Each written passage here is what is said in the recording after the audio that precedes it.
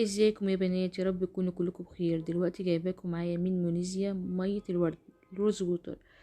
بجد حلوة جدا، انا استخدمتها للبشرة وحلوة جدا. يعني انا استخدمها يعني استعمال شخصي. نسيت اقول لكم كمان بتتحط حوالين العينين وحلوة جدا، يعني كمان بتنضف حوالين العينين. يعني وكمان يعني هي للبشرة كلها طبعا، بس وتحط برضه حوالين منطقة العينين. حتى هو كاتب لك تحت هنا ايه: امسحي منطقة الوجه والوجه وحول العينين.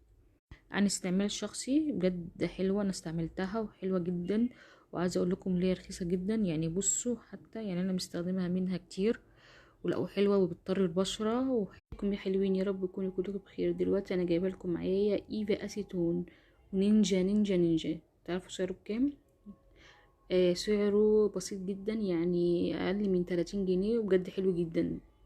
انا مرير ان انتوا تستخدموه. وكمان يعني ده بدون رائحة، في كمان روائح حلوة منه. وفي كذا وليه كذا استخدام. يعني لو في حاجة عندك متعصلجة يعني او مش عارفة تمسحيها، ده بيمسح برضو الحاجة اللي انت مش عارفة تمسحيها. بيمسح الاظافر، بيمسح الاكريليك بتاع الصالونات الكبيرة، بيمسح حاجات كتير. انا من رأيي ان انتوا تستخدموه. وهو كمان سعره حلو جدا يعني وبسيط. يعني انا من رأيي، يعني انا مجربت على تجربة شخصية، لا حلو. وكمان سعره حلو جدا، يعني اقل من 30 جنيه، وكمان مش مكلف.